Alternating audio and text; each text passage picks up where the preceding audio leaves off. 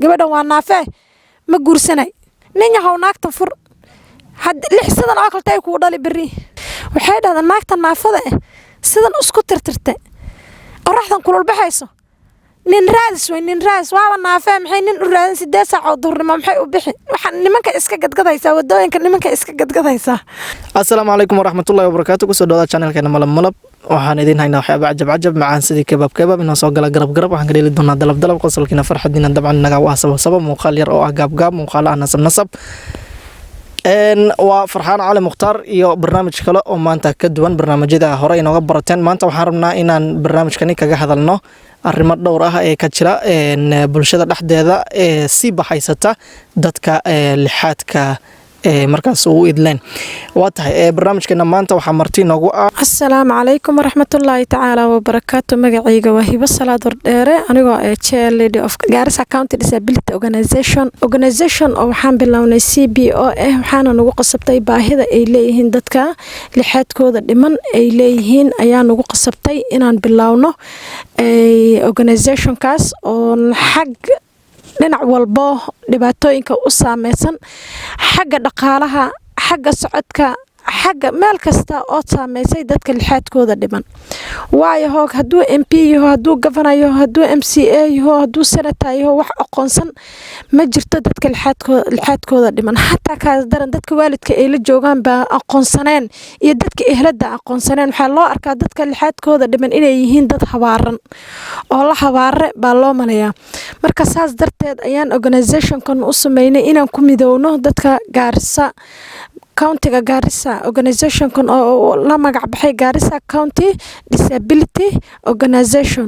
oo CBO-gaas ay la hagaajiyay bishii 8 taariikh 12 aan hagaajinay marka ururka aad halkan ka dhawaajisay hay'adda dadka lixaadkooda dhiman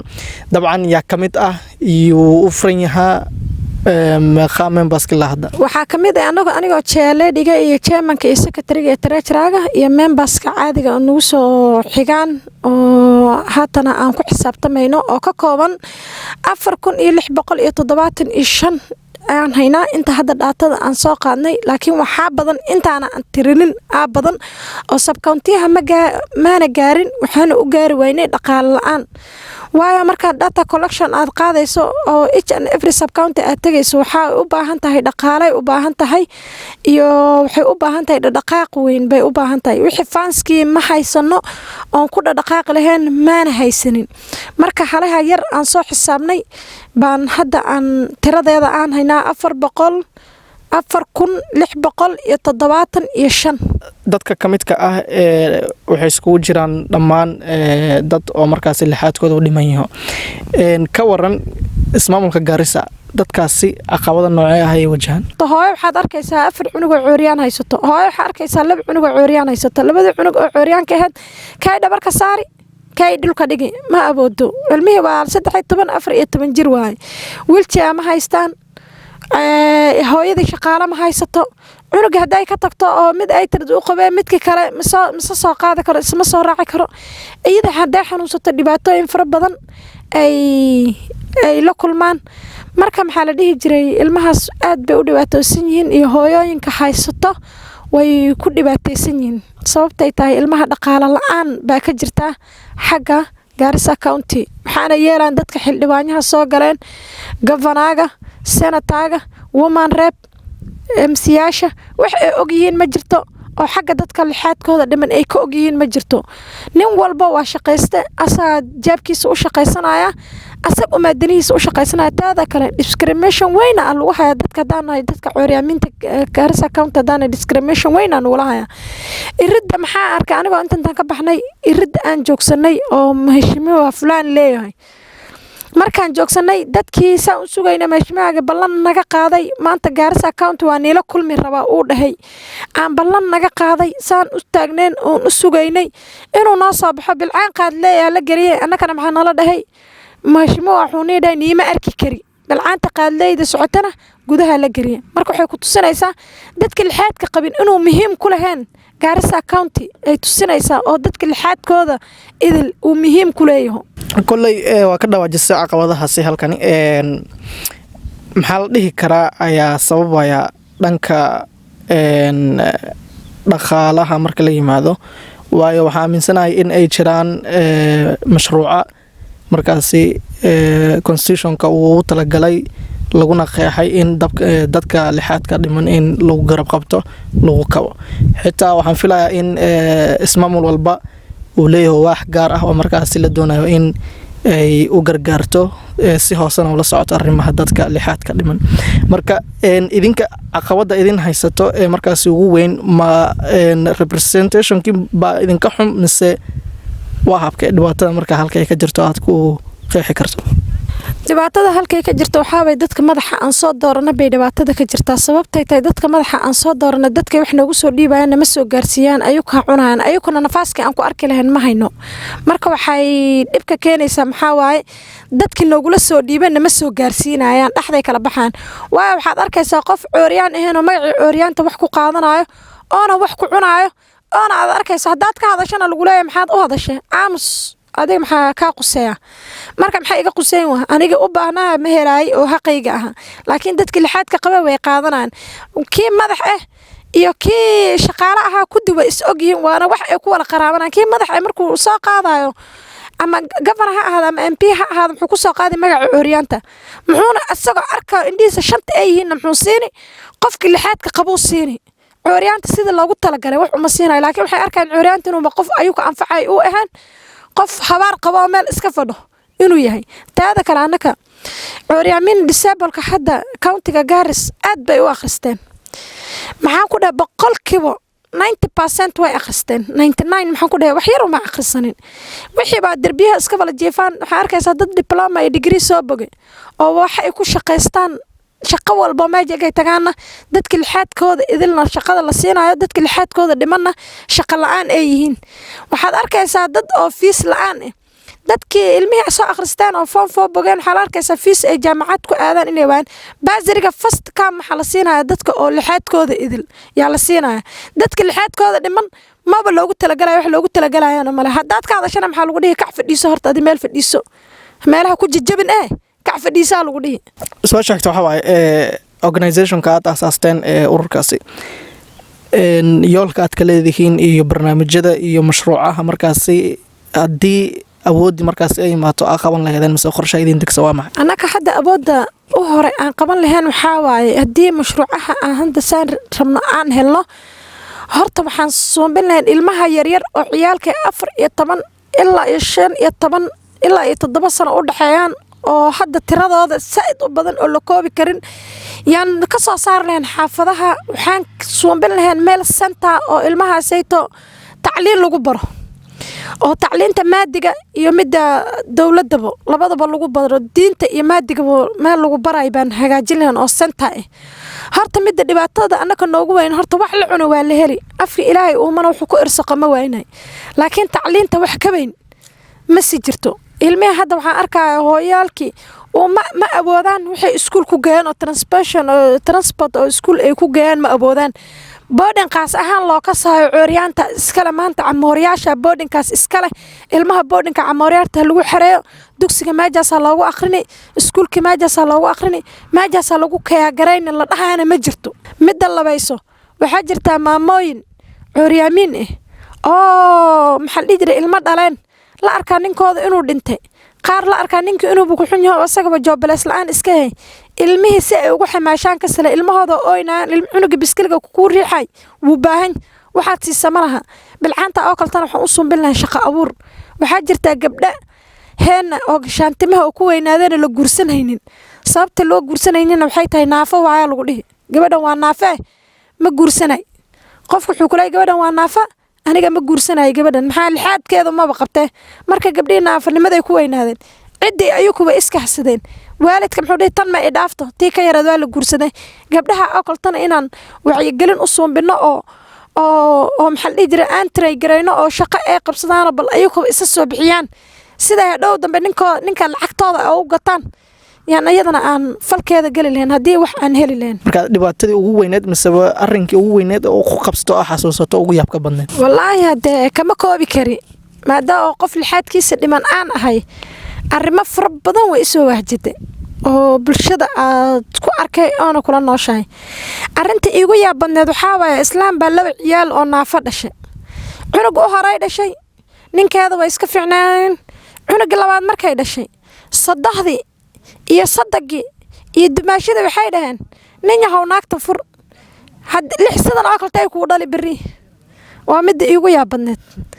mid haddana iigu soo sokaysa waxaa waaye mid maalin annagoo soconno oo waddada aan hayno yaan meel wadda iska marnay gabar oo naafo ahoo santaagi maamahan isla akhrisanayna aan soo raacnay. marka aniga gabadha aan sala soo dhaqaaqnay waddada aan marayno maxay tuba soo booday maxay tirada intay u qulqulhayaan maanta tu kala soo booday shood galay meel lagu sheegay shood galay bay doonanayaan. war maxay u maleeyaan dadka aqbada dadka u hore oo dadka lixaadkooda idil waxaan ku dhib qabnaa markay laba naafo isla socoto waxay u maleeyaan in aan tugsanayno oo dibirsanayno nooma arkaan dad oo wax qabsan karo inaan ho nooma arkaan waxay noo maleynayaan dad oo dibirsanayo oo tugsanayo inaan ho. midda kale aniga intaan soo labistay guriga ka soo baxay aan soo socdo aan matatu bariga jirta matatu aan joojistay. marka matatuuga joojistay waxaan isku day inaan matatuuga galo. xilliga intaan matatuuga galo aan fadhiistay islaan caanooley hadda waan ka soo hebel aan dhihi karo waaga laakiin ma ay ka sii jirin markaas xaafadda aan la soo dagay. waxay dhahdeen naagta naafada sidan isku tirtirtay oraxdan kulul baxayso nin raadis waaba naafee maxay nin u raadin 8 saac oo duurnimo maxay u bixi waxaan nimanka iska gadgadaysaa wadooyinka nimanka iska gadgadaysaa maxaa la dhihi jiray nin raadis wahay oraxdan kulul maxay u bixi. marka ma jiibna ogama celinin laakiin waa la yaabe ana oraxda kulul danta ibxisa iyadana sooma wada iyada oraxda kulul sooma matatu soomay fuulin danta iyada saarta anigana sooma isaarin markii aan ilaada nin bay raadinaysaa iyada maxay raadinaysaa marka wax guursanayba ma lahayn cid iska joogto oraxda ka nisato iyadoo waa naafee bay ilaada. marka taasna hadda waan la kulmay horta oo waa mid iigu yaabadneed. midda kale oo iigu yaabadneedna hadda ka hore baa wiil gabar doonay. gabadha markuu wiilka doona maxaa la dhahaa naagta curyaanta maxaa diyeelay cidooda dhan baa ka reebteen faamiliga dhan baa ka reebteen. waxay wadi jirtay wiilkii gabadha waxay israaceen la kala reebay ilaahay amarkiisa madeenga uma duray wiilka rab lugta laga gooy. markii lugta laga gooy waxay noqotay inay haddana ay lama horaan noqoto labadii wiilkii asaga tabti jaceelku uu gabadha u qabay asoo lagu qabo uu jeclaa haddana labadooda curyaan inay isguursadaan oo maanta isla degan yihiin nolosha tii ugu dambana ay ku jiraan oo baabuurkooda ay wataan sariirta u taala 300 oo kun la gadaa. marka bulshada ay u fahmin dadka markuu naafayo inuu wax qabsan karin. la hadal oo wax ku dheh dadka markaas lixaadkooda dhiman yaha ee laga yaabo inay niyad jabsan yihiin laga yaabo inay markaas xaaladda mise waa hareerahooda bulshada mantaqa ay ku nool yihiin inay ka dhaadhicisa inay waxba qabsanay. waxaan fariin u baaqayaa in lixaadka alla noo waaye afki ilaahay uu mana inuu wax ku irsaqo uu waynin dadka lagu haqaba inaan ka fiicanahay 100% hatta ayna soo gaari karin marna ayna soo gaari karin ilaahay haduu bilxaadka ma tire maskaxda muuna tirin. marka waxyaalo fara badan waan qaban karnaa haday qalin iyo buug intay qaataan ay wax qoraan waan qori karnaa haday gaari wadaan waan wadi karnaa haday ay shaqeeyaan waan shaqeyn karnaa haday hatta drama actors wax kasta baraha waantu manaana ku boodna waan dhelna biraana ku soconnaa. marka hadda waxaan arkaa wax naga maqan inay jirin midaada kale inay niyad jab isku rudin oo la dhin qofka lixaadkiisa uu idil yahay ilaahayow aniga maxaa san yeeli wayse taa inaan iska saarno mar walba inaan ilaahay tala saarno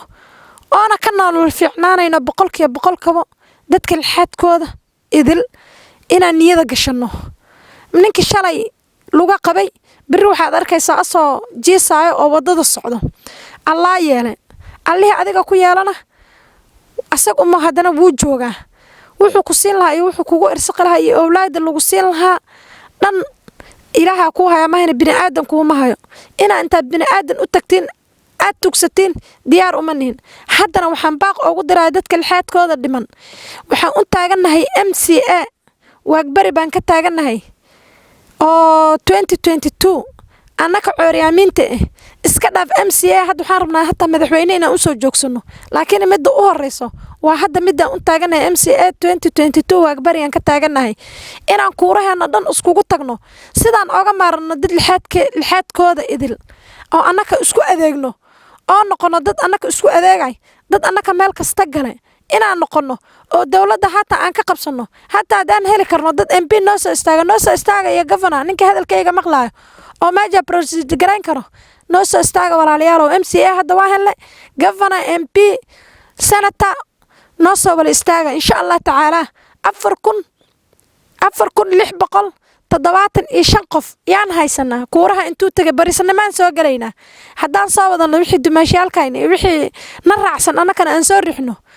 meel dheer aan gaaraynaa marka inikoo raalle waxaan iiga codsanayaa inaan aan 1 unit noqono yaan iiga codsanayaa ninka lambarkayga rabana 07 26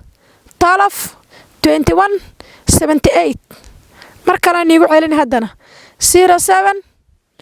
26 12 21 78 walaalayaal cuuriyaaminta waxaan ka baaqayaa inta dhammaan hadalkayga dhageysanayso